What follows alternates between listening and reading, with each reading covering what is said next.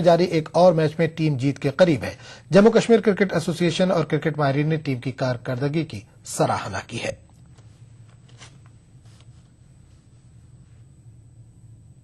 इस साल कोशिश की कि हमने कोई 4-5 टीम बनाए थे जिसमें प्रोबेबल्स को इकट्ठे करके उनके एक सिस्टम के तहत उनकी सीरीज खेली गई जिसमें सिलेक्टर्स ने उनको देखा और मैं समझता हूं कि इसमें सिलेक्शन प्रोसेस जो रहा वो सबसे बेहतरीन रहा। जेएंडके की क्रिकेट टीम रांची टीम कम से कम इस साल अच्छा खेल रही है, लेकिन अगर आप देखेंगे तो उनने 2 मैच जो जीते, पहले इंपॉर्टेंट मैच जेएंडके में जीते, आंध्रा में एक क्लोज मैच जीता, लेकिन स्टेट के बाहर जब वो जा रहे हैं वो ज्यादा अच्छा नहीं खेल रहे हैं। अगर आप इसको एनालाइज करें, शायद स्टेट में जब मैच होता है तो कुछ सेलेक्टर, कुछ पुराने प्लेयर भी इंटरेक्ट करते हैं टीम के साथ, मैनेजर के साथ, तो टीम साइकोलॉजिकली बेटर परफॉर्म करती है।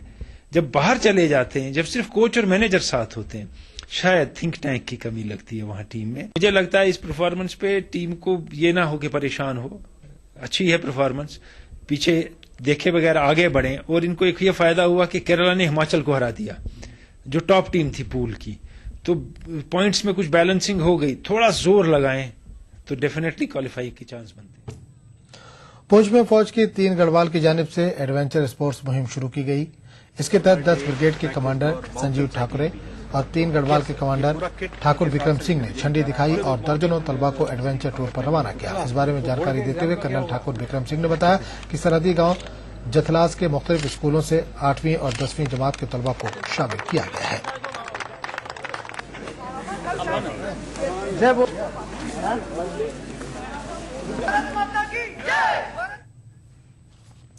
डिस्ट्रिक्ट जेल उधमपुर ने माहौलियात के मौजू पर एक पेंटिंग मुकाबले का इनेकाद किया। पेंटिंग मुकाबले में 8 कैदियों ने शिरकत की। इस मौके पर कई जेल सीआरपीएफ ओहदेदार और दीगर कैदी भी मौजूद थे। जेल सुप्रिंटेंडेंट भूषण लाल बाली ने मीडिया को बताया कि इस प्रोग्राम का मकसद कैदियों को हुनरमंद बनाना और उन्हें तालीम देना है।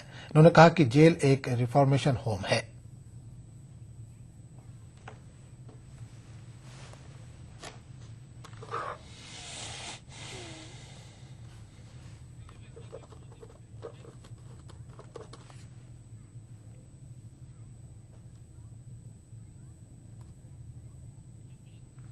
नजनी टीवी उर्दू कश्मीर में फिलहाल इतना ही। लेंगे एक छोटा सा वक्फा, वक्फे के बाद देखिए खास बात।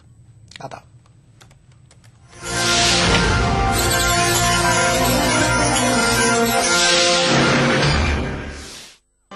कश्मीर बुलेटिन को पेश करने में ताउन किया बांगर सीमेंट, सस्ता नहीं सबसे अच्छा।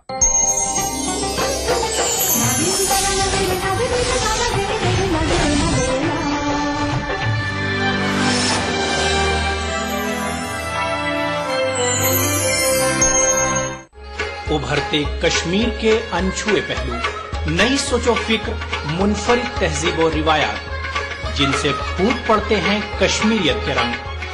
देखिए कश्मीर एक्सप्रेस पीर की रात 8 बजे और मंगल की शाम 6 बजे सिर्फ ईटीवी उर्दू पर।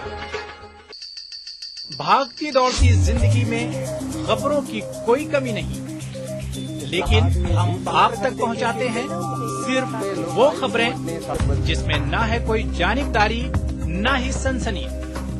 खबर जो हर दम आपको रखे बाखबर। देखिए दिन भर की खबरों का आईना, 9 PM खबरनामा।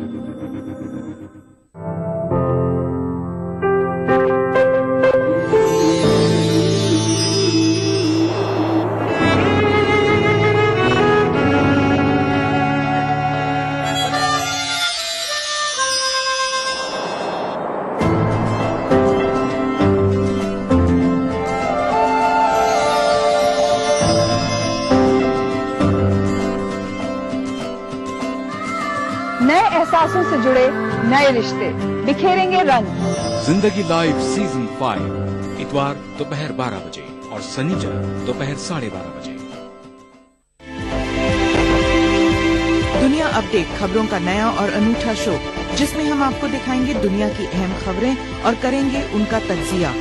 जानेंगे दुनिया की अहम घटनाओं का भारत पर क्या होगा असर। दिखाएंगे ग्लैमर जगत का हाल और तेज खबरों में देखेंगे क्या कुछ हुआ पूरी दुनिया में बीते हफ्ते के दौरान। तो देखना न भूले दुनिया अपडेट हर रविवार शाम 6 बजे ईटीवी उर्दू पर।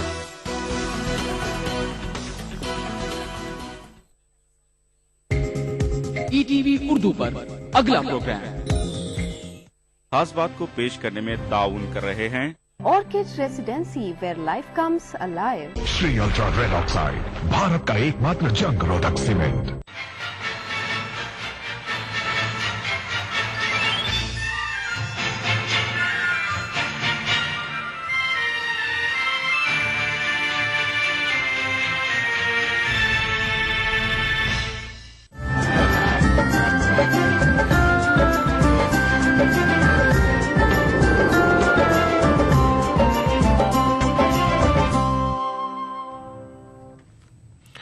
नजर आदाब ईटीवी उर्दू न्यूज में आपका खैर मकदम और आप देख रहे हैं खास बात। सबसे पहले नजर हेडलाइंस पर। मुजफ्फरनगर पनाहगुजीन कैंपों में सब कुछ ठीक ठाक चल रहा है।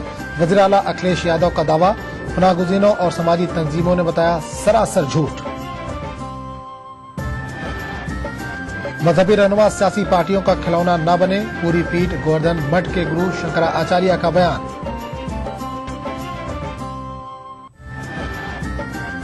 और ममता बनर्जी को बनाया जाए वजीर आजम, तृणमूल अक़लियती सेल के इजलास में मौलाना बरकती की अपील।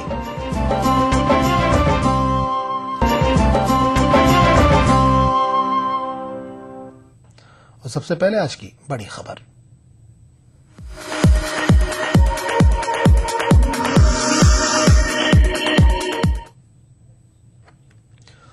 मुहावरा है कि सावन के अंधे को हमेशा हरी हरी सूझती है।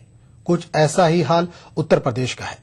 वज़ीर आला अखिलेश यादव कहते हैं कि मुजफ्फरनगर फसाद मुतासरीन को हर मुमकिन मदद दी जा रही है, लेकिन मीडिया इन्हें बदनाम कर रहा है। वज़ीर आला इधर लखनऊ में प्रेस कॉन्फ्रेंस कर रहे थे और उधर फसाद मुतासरीन दिल्ली के जंतर मंतर पर अपनी फरियाद लेकर पहुंचे। इनका कहना है कि यूपी हुकूमत उन्हें मदद देने के बजाय परेशान कर रही है। उत्तर प्रदेश रियासत के वज़ीर आला अखिलेश यादव ने प्रेस कॉन्फ्रेंस बुलाकर बताया कि मुजफ्फरनगर के बारे में जो बातें कही जा रही हैं वो सरासर गलत हैं। उनका इशारा मीडिया की तरफ भी था। उन्होंने कहा कि उनकी हुकूमत शुरू से ही मुजफ्फरनगर के फसादज़दा अफराद की जरूरतों का ख्याल रख रही है, उन्हें खाना, कपड़ा और दीगर जरूरी अशिया फराहम करा रही है। जाड़े के मौसम में लोगों को गर्म कपड़े भी दिए गए हैं, उनके इलाज के लिए डॉक्टर तैनात किए गए हैं। उसके अलावा मुतासरीन की बाज़ाबातकारी का काम जोरों से जारी है और उन्हें घर वापस भेजा जा रहा है, वगैरह वगैरह। अखिलेश यादव ने यह भी कहा कि उनकी हुकूमत सुप्रीम कोर्ट की हिदायत का एहतराम करती है और एक इंक्वायरी कमीशन तश्कील दी गई है, जिसकी रिपोर्ट जल्दी आ जाएगी, जिसके बाद जिम्मेदार अफराद को कड़ी सजा भी दी जाएगी। वो सुप्रीम कोर्ट का पूरा सम्मान करते हैं और सरकार ने जो जो कहा था मदद करने का वो भी किया है। चिकित्सा और इलाज का इंतजाम कैसे बेहतर हो उस पर काम कर रही है। जिन बच्चों की जान चली गई उस पर भी कमेटी बनाई है, रिपोर्ट आएगी और कार्रवाई भी करेंगे। और जो सर्दियों के कपड़े उपलब्ध कराने थे, आप जानकारी कर लेना, सर्दियों के कपड़े, हालांकि टीवी दिखा भी रहा है, बहुत अच्छा इंतजाम सरकार ने किया है। अब किसी से जानबूझ करके पूछवा लेना कि खराबी दिया है, वहां के जिलाधिकारी के माध्यम से आप जानकारी करना कि रजाई, शॉल और बच्चों को कपड़े उपलब्ध करने का काम सरकार ने किया है। और जो फैसला हुआ था कि जो गांव नहीं जाना चाहते हैं उनके घर की भी इंतजाम करने का काम हुआ था, वो भी पैसा पहुंचाया जा चुका है। अब जो और बातें होंगी, सुप्रीम कोर्ट का निर्देश होगा या और बातें होंगी, हम लोगों ने जिलाधिकारी महोदय से कल भी कहा कि पूरी जानकारी करके क्या सच्चाई है वो हम तक पहुंचाएं। अखिलेश यादव फूलों के बीच बैठकर जो बातें कर रहे हैं उनमें कितनी सच्चाई है और पनाहगुजी कैंपों में रहने वाले किस कस्मपुरसी के हाल में जिंदगी गुजार रहे हैं, इसका अंदाजा इस बात से लगाया जा सकता है कि मुजफ्फरनगर के पनाहगुजीनों की फरियाद जब रियासत में नहीं सुनी गई तो वो अपनी फरियाद लेकर दिल्ली जंतर मंतर पहुंचे। सरकार की कोई मदद नहीं मिल रही हमें। वहाँ पे लोई शिविर में अभी हम रह रहे हैं। जो हमारे बाप के कातिल हैं वो अरेस्ट नहीं हो रहे। 4 महीने हो लिए, लगभग 4 महीने हो लिए, आज तक वो खुले घूम रहे हैं। जो माता थी, बहन थी, उनकी इज्जतों से खिलवाड़ किया गया, वो भेड़िया अभी खुले आजाद घूम रहे हैं। हम इंसाफ चाहते हैं सरकार से। हमें मुख्यमंत्री साहब से ये चाहते हैं कि हमारे घर में आग लगा दी गई है और हमारा घर जो है 20 लाख रुपए का है। इसमें हमारी लड़की का दहेज का सामान भी था, वो भी सब कुछ लूट लिया गया, आग लगा दी गई है। इसलिए उन्होंने मारकाट की। हम वहाँ से अपनी जान बचा के लोई कैंप आके रह रहे हैं। सरकार को और मुआवजा देना चाहिए, हमारी और मदद करनी चाहिए, हमारे मकान बना के देने चाहिए। और सरकार हमें जो है वहाँ से भी उठा रही है कि ये कैंप खाली करो। अच्छा, कुछ जिन लोगों को 5 लाख रुपए पुनर्वास के मिलेगा, अगर वे कहीं मकान बनाना चाहते हैं तो वहाँ भी रोक देते हैं। जैसे पलड़ी है, कई जगह है, लोग वे कहते हैं, अभी आज अखबार में आप भी पढ़ लो, शाहपुर में कल एक मीटिंग हुई, भाजपा वालों को वे कह रहे हैं या तो इन्हें जबरदस्ती इनके मकान ढा देंगे। आप ये बताइए ये कहाँ जाएंगे? वे कहते हैं हिंदू बस्ती में बसा रहे हैं, जहाँ वे इन्हें ले जाना चाहते हैं गाँवों में, वे जाट बहुल गाँव है तो वे नहीं हिंदू गाँव है। हमें ये पता नहीं वे इन्हें क्या चाहते हैं, कहाँ ले जाना चाहते हैं। इतने परेशान लोगों ने कर रखे हैं, प्रशासन का कोई दबाव नहीं उन गुंडाइयों पे, अभी उनकी जुगती गुंडागर्दी चल रही है। ऐसा नहीं है कि पनाह गुज़ीरों की बदहाली का कोई गवाह नहीं है। कैंपों का दौरा करने वाली समाजी तंजीमों का भी मानना है कि यूपी हुकूमत लच्छेदार तकरीरों के पीछे फसादात का सच छुपाने की कोशिश कर रही है। ये तो झूठ बोल रहे हैं और लोगों की आंखों में धूल झोंक रहे हैं। मतलब वहाँ जिस पैमाने पे हिंसा हुई है, जितने बड़े पैमाने पे लोगों को गांव छोड़ के जाना पड़ा है, ये गांव से निकाला गया है, देश के विभाजन के बाद इतनी बड़ी घटना मुझे तो नहीं लगता कि देश में कहीं हुई है।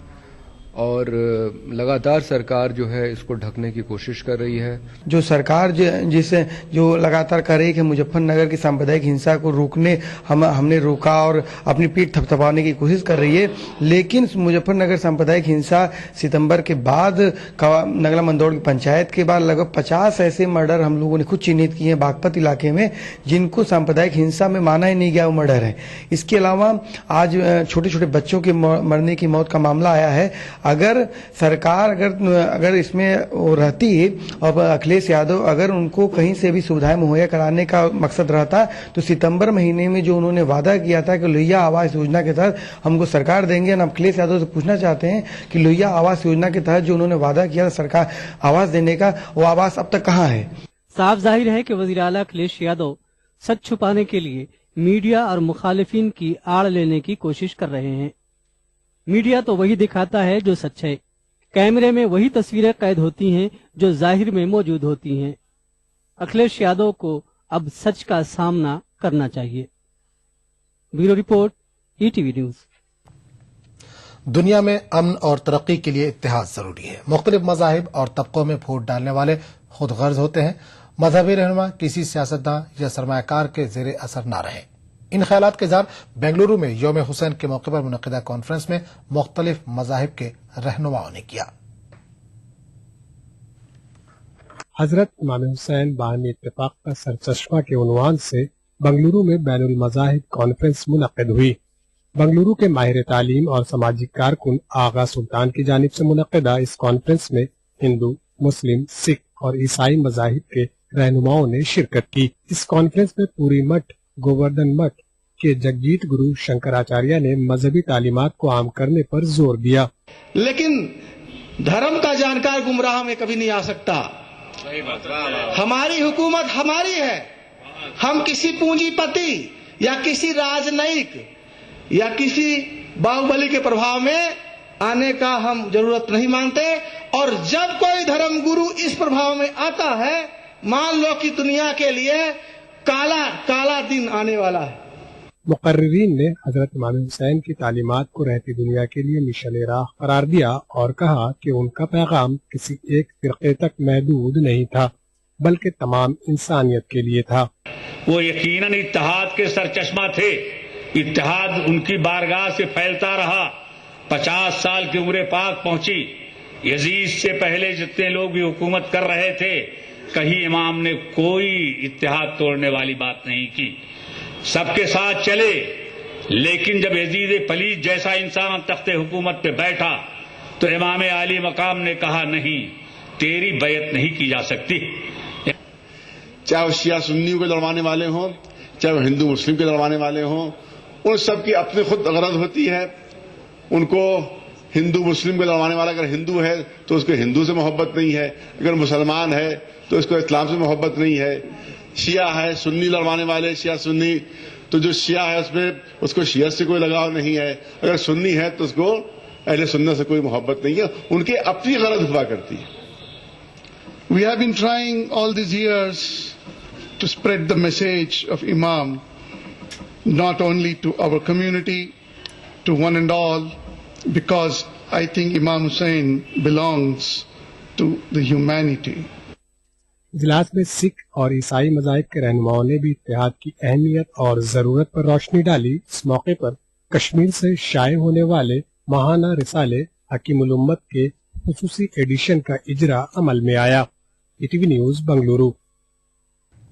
ज़कात फाउंडेशन ऑफ इंडिया के सरबराह डॉक्टर जफर महमूद ने आज रालेगंज सीधी पहुंचकर अनशन पर बैठे अन्ना हजारे से मुलाकात की और उनकी तहरीक की हिमायत की। साथ ही डॉक्टर जफर महमूद ने मुस्लिम तंजीमों की जानिब से तैयार की गई 20 नुकाती फहरिस्त भी अन्ना हजारे के सुपुर्द की। डॉक्टर जफर महमूद ने कहा कि अगर यूपीए हुकूमत 20 नुकात पर अमल नहीं करती है तो मुस्लिम तंजीमों के नुमाइंदे आने वाले चुनाव में मुसलमानों के 20 कामों को पूरा करने वाली सियासी पार्टियों की हिमायत का ऐलान करेंगे। अनशन पर बैठे अन्ना हजारे ने हाथ उठाकर 20 नुकाती फहरिस्त की हिमायत की। इस वक्त में मूवमेंट फॉर ह्यूमन वेलफेयर के डॉक्टर अजीमुद्दीन, प्रोफेसर अनवार खान और डॉक्टर सैयद साद भी शामिल थे।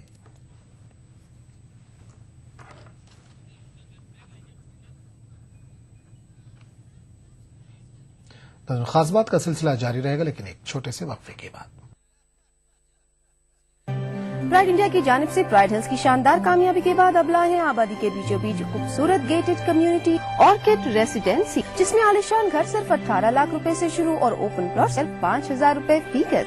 संतोष नगर से सिर्फ 5 मिनट के फासले पर Orchid Residency, where life comes alive. अपने अजीजों के जाने के बाद क्या हमारे सारे फर्ज खत्म हो जाते हैं? आइए अपने मरहूम अजीजों की मौत का इंदराज कराएं और अपना फर्ज पूरा करें। याद रहे, इंदराज उसी जगह होता है जहां मौत हुई हो। इसके लिए 21 रोज के अंदर मुतालिका करीब तरीन मरकज पर इंदराज कराएं और तस्दीकनामे की पहली कॉपी मुफ्त पाएं। भूलिएगा नहीं, ये जरूरी है।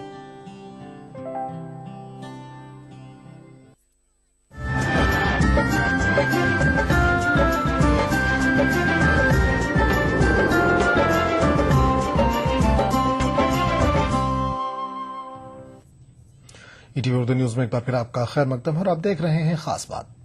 पार्लियामेंट के हालिया इजलास में अब तक इंसदाद फिरकावाराना फसादात मुखालिफ बिल पेश न किए जाने से एमयू लॉयर फोरम ने जंतर मंतर पर धरना दिया। इस मौके पर बिल को फौरी पार्लियामेंट में पास करने का मुतालबा किया गया।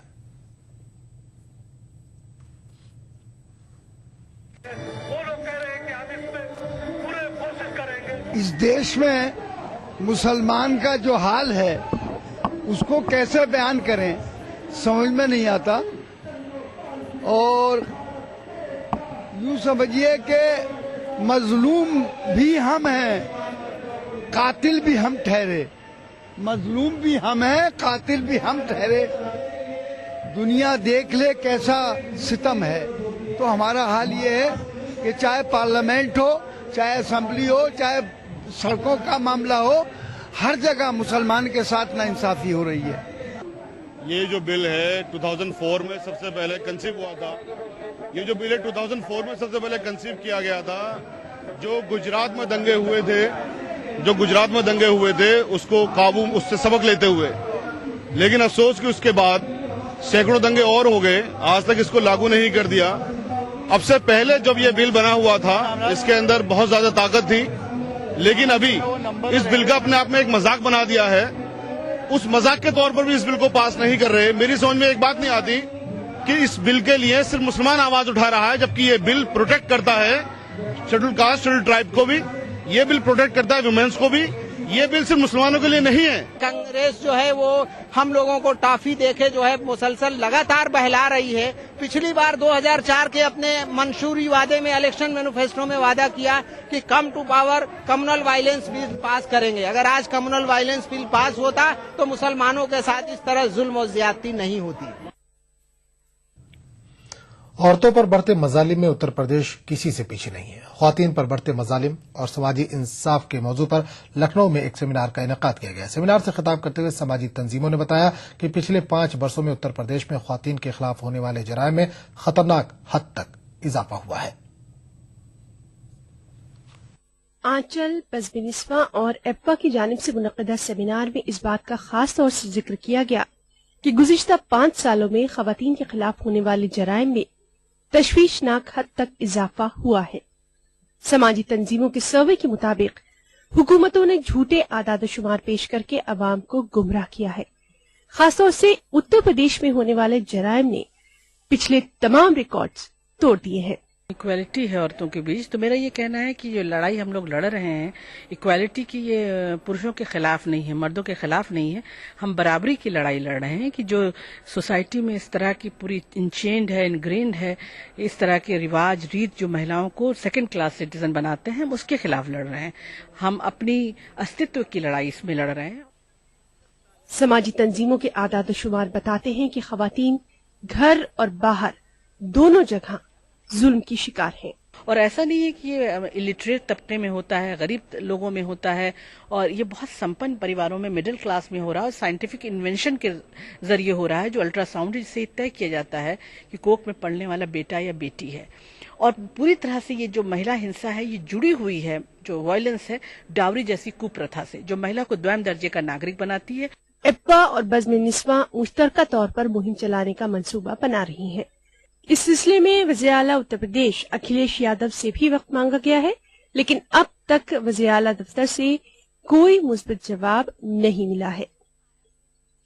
ETV news, Lucknow. मालेगांव से अदब इत्फाल के तहत शाये होने वाला हफ्तरोजा अखबार खैर अंदेश ने अपने इशात के 27 साल मुकम्मल कर लिए हैं। इस मौके पर अखबार के मुदीर ख्याल अंसारी के एजाज में एक तकरीब का इनेकाद अमल में आया। जश्न खैर अंदेश के उन्वान से मुनक़्क़िदा तकरीब में अदब इत्फाल की अहमियत व इफादियत पर रोशनी डाली गई। उर्दू जबान में बच्चों के अदब को एक अलग मुकाम हासिल है। सीनियर सहाफी ख्याल अंसारी ने अदब इत्फाल को फरोग देने के लिए मालेगांव से खैरंदेश नाम से एक हफ्तरोजा अखबार जारी किया। बच्चों की इस्लाह और उनकी इल्मी रहनुमाई के लिए जारी किए गए इस अखबार ने कामयाबी के साथ अपनी इशाअत के 27 साल मुकम्मल किए हैं। ख्याल अंसारी की 27 साल खिदमत के एतराफ में जश्न खैर अंदेश का एहतमाम किया गया। तहनीयती जलसे में अदब इत्फाल पर लिखने वाले कई अदीबों और दानिश्वरों ने शिरकत की और ख्याल अंसारी को तहनीयत पेश की। जिस कौम के बच्चों को बचपन से सही अदब, सही इल्म और सही राह दी जाए, इंशाअल्लाह आने वाले वक्त में मुस्तकबिल के लिए उनको तमाम मुसीबत झेलने की। जश्न खैर अंदेश में तलबा को शामिल करने की गर्ज से कहानी नवीसी, पेंटिंग, मुहावरा और दीगर कई मुकाबलों का भी एहतमाम किया गया। मुकाबलों में हजारों की तादाद में तलबा ने शिरकत की। अच्छी कारकर्दगी का मुजाहरा करने वाले मुंतखब तलबा को इनामात और एजाजात से भी नवाजा गया। कि ये अदब की जो सिन्फ है इस पर ज्यादा तवज्जो की जरूरत है, क्योंकि बच्चों में पढ़ने का शौक, जुस्तजू और अपनी सोच को वसी करने के लिए बच्चों के अदब के ताल्लुक से बहुत काम करने की जरूरत है। तमाम उद्वा से मेरी खास तौर पर गुजारिश है कि ऐसी किताबें लिखें, ऐसी कहानियां लिखें, ऐसी मजमून लिखें, ऐसी नज़में लिखें जिनसे बच्चे कुछ न कुछ सीख लेकर जाएं। इस तकरीब में अदब इत्फाल के मौजू पर तहरीर 5 किताबों का इजरा भी अमल में आया। ETV news, Malegaon. तृणमूल कांग्रेस अक़लियती सेल की जानिब से मुनक़िदा प्रेस कॉन्फ्रेंस में मौलाना बरकती ने यूपीए हुकूमत को घोटालों की सरकार बताया।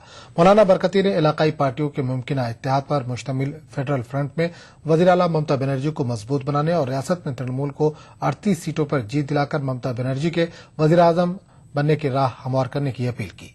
अक़लियती सेल ने यौम अक़लियत के मौके पर ममता बनर्जी को वज़ीर आज़म बनाओ के नारे के साथ अपनी मुहिम शुरू करने का इरादा जाहिर किया कि मुल्क को बचाओ और ममता बनर्जी को लाओ, इसके लिए प्रेस कॉन्फ्रेंस की गई है।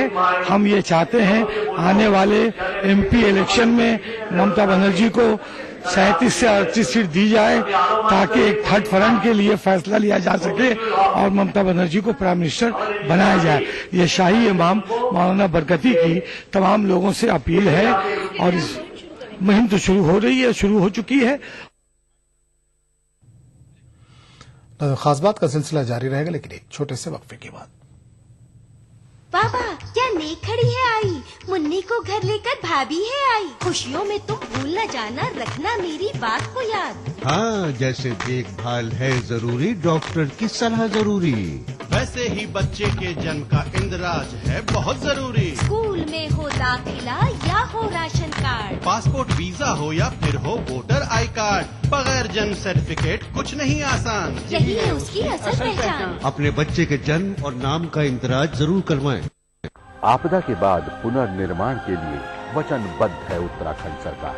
प्री फैब्रिकेटेड घर देकर सरकार ने पीड़ितों को दिया आशियाना। 2 लाख के मुआवजे की अतिरिक्त राशि को बढ़ाकर किया 7 लाख। तबाह हुई फसलों से निराश किसानों का सरकार ने थामा हाथ। उचित मुआवजा मिलने से किसानों के चेहरे पर लौटी मुस्कान। आपदा में हमारी सारी फसल बर्बाद हो गई थी, लेकिन राज्य सरकार ने हमें उसका मुआवजा दिया, जिसके लिए हम राज्य सरकार का धन्यवाद देते हैं। 1 जून 2013 से 31 मार्च 2014 तक प्रभावित परिवारों के विद्युत बिल और जलकर को सरकार ने किया माफ। राज्य सरकार ने जो निर्णय लिया है अपने बिजली और पानी का बिल माफ करने के लिए, उसके लिए बहुत बहुत धन्यवाद। आपदा से क्षतिग्रस्त 2420 मार्गों में से 2402 मार्गों को खोल दिया गया। खुशहाल उत्तराखंड का पुनर्निर्माण संकल्प है हमारा।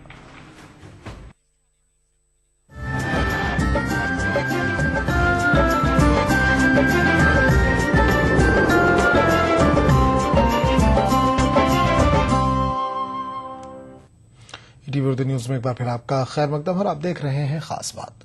भोपाल का सैरोजा आलमी तबलीगी इज्तिमा दुआ के साथ इख्तिताम पजीर हो गया। इस इज्तिमा के आखिरी दिन तकरीबन 10 लाख लोगों ने शिरकत की। आलमी तबलीगी इज्तिमा में मुल्क और बैरून मुल्क से 33,000 जमातों ने शिरकत की। इज्तिमा के आखिर में भोपाल से 323 नई जमातें तश्कील दी गई।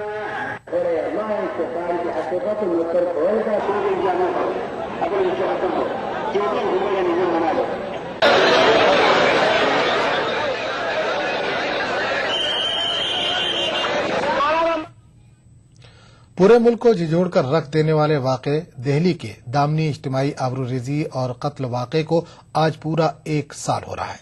इस इंसानियत सोज वाक़े के बाद मुल्क में बेदारी की एक नई लहर आई और ख्वातीन के तहफ़्फ़ुज़ को यकीनी बनाने के लिए कानून साजी भी हुई। इन सब के दरमियान वज़ीर ख़ारजा सलमान खुर्शीद ने जो कुछ महसूस किया उसे सफ़ाहत पर नज़्म की सूरत में पेश किया। खुद सलमान खुर्शीद क्या कहते हैं, आप ही सुनिए।